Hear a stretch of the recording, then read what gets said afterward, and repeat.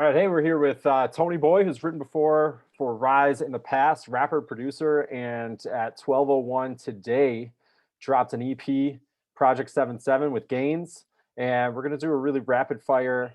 Tell us about it, how people can listen, how people can buy it, what's coming down the line, and then you've got a ton of artists that contributed either raps or they were producing. We're gonna go down the line, have Tony talk about each one really briefly, and then we'll send you over to Bandcamp for more. So what's up, man? How you doing? Man, I'm doing good. How are you? Excellent, excellent. Happy Friday. So you had a late night. Very late night. Very, So very. it goes up at midnight, and then what's the process like after that? Just the wedding process and just seeing, where it's going, who's gravitating to it, and then letting go and letting it take a life of its own. Nice. So tell us about Project 77. What just came out, and you said you've got some down the line. Yeah, so Project 77 is a project that me and Gaines put together. It was supposed to originally be a longer album-like piece, which we shortened down into an EP that we're gonna expand on later and add some more tracks because like we put out 5. I want to say we probably have like 10. So we're gonna add those tracks later and just see where it goes. But luckily, the 5 we picked are all by crazy producers, and we got some really good features. So it makes it seem like the project is like solid and done, but it's really not. Yeah, I gave it a couple listens this morning. Really liked Far Too Long on there. Really good vibe, good rotation here. I'm excited to see the full 10. Wanted to go through a little bit of this. So there's a couple different ensembles that are kind of a part of this. You want to talk about Gaines first and who he's involved with and how you Yeah. two link up? So Gaines is my right-hand man. Like everybody in the city knows him as my brother. We went to St. Joe's together. We did our first raps together. We were in a group called Cooley High back in the day. And then later we went our own separate ways. He's in the Ooze Gang and I went art dealer. So really it was just more so like the song Far Too Long. Like we hadn't made music in that long, and Far Too Long was actually the first record that we did. So that's why we named it Far Too Long, because it had been almost a year and some change since we had did a song. And we just built on that, and we got Project 77. Nice. So we'll keep going down the line. Camo Monk contributed here. Talk to us a little bit about him. Camo Monk, another really good friend of mine, like a brother. He's the one who started Art Dealer, the camp I'm in. He basically just knew we were putting together a project and texted me a beat. Didn't even email it to me. He texted me the beat. And I was in the room with Gaines. We knocked it out. And there we go. That was the foundation. Yeah. Nice. Moving to Optimus Prime, who we are embedding in a post about this interview you had with him earlier this year. Really encourage everybody to check that out. Some good content there. Talk about how he works here. He's producing, right? He did the DJ scratches on Okay. Which track was that? The Chup the Proder track. Prime is a mentor of mine. He's one of the best DJs I've seen firsthand. He's just a really, really knowledgeable person of the hip hop culture. As you can see, he's a big gamer. Guy full of life. And that's funny how I even called him. I called him. I think it was Monday night, and it was Sunday night, and told him, I was like, "Hey, I need some cuts from you."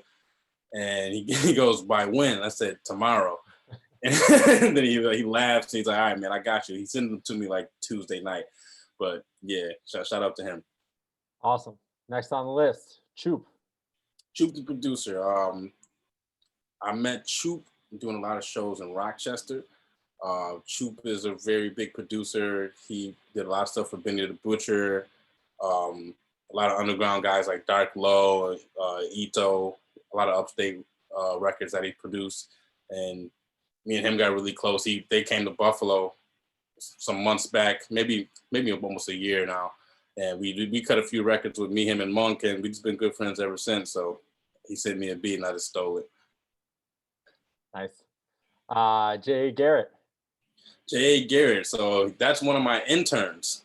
I do a lot of audio work, in the city, and him and Lamont J Musiq, They were two of my interns, really talented musicians. I would take them to my gigs to learn audio, micing up, things like that.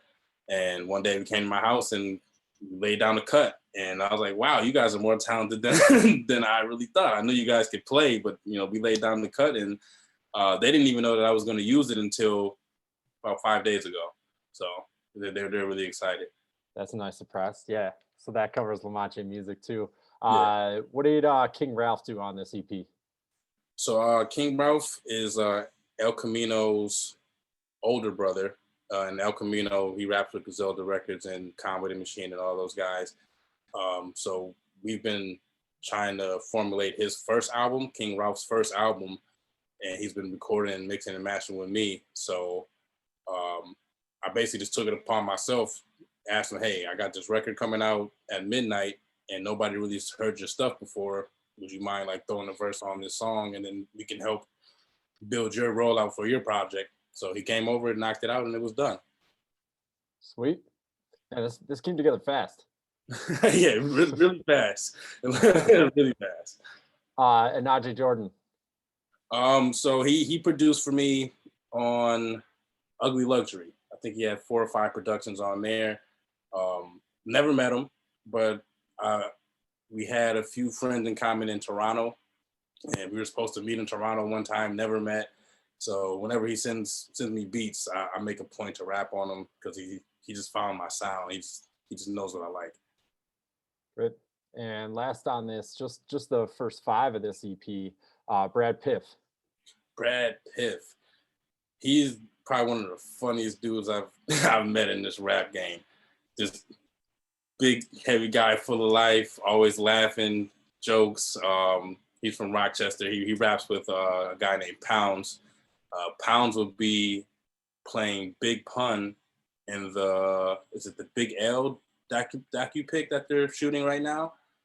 So like everybody that we worked with on this project has like some type of stature or name, probably besides my interns, but everybody's putting some real heavy work on this project. So this is a huge collaboration. Is this a group of people you think become their own crew, or you just link up for something magical every once in a while? I think it's just more so just like a family affair. We just link up whenever, we got free time and we make it happen. So, because I know that they'll call me for records and I'll lay down a verse, or I'll drive out to Rochester. So it's just more so a mutual respect for everybody's craft, and we just make good music. Nice, dude. Well, I'll let you sign off by telling us, what to look forward to from you and the work you're doing, rapping, producing in the next few weeks, months. Oh man, okay. So the next few weeks, I believe it's on Valentine's Day, I have a video dropping called Love or Not. The record label in Houston, they bought it from me, and they made the video happen. So that'll be coming out. So it's like I don't want to say like a twisted love song, but it's just basically saying like how I was with somebody and I constantly think of them, and it's like, I hate you, but I love you. It's like one of those situations. Then I don't know. I'm working on a lot of stuff, so I can't really pinpoint what'll be next after that. But I know I'm on a lot of releases, a lot of singles coming out and things like that. Great. And in the meantime, you're running interviews on UB Arts Collaboratory. So how often are those coming out? Outside Influence comes out every other Friday. They are all on YouTube now. They were on Arts Collaboratory's Instagram, but now they're all on YouTube. You can check those out. Another one should be dropping today, actually. Shane Dupree dropped today. And yeah, it's just something cool that I enjoy talking to people and, just finding out what they do outside of the hip hop and like what got them to their point. Great. And you're going to be doing that for us on the same schedule. Monthly, yeah. You'll be hosting an interview with area artists or artists that happen to be in town for the Rise Report. So we're looking forward to that first one on February 26th. Oh yeah, I can't wait for that because I don't have to just do hip hop. Yeah, we'll be all over the place. So we're looking forward to having you back with our team for that. Congrats on the drop overnight. I'm going to give it a few more listens today.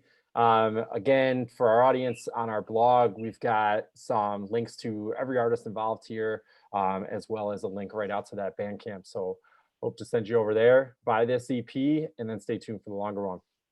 Thank you, guys. Thanks, Kevin.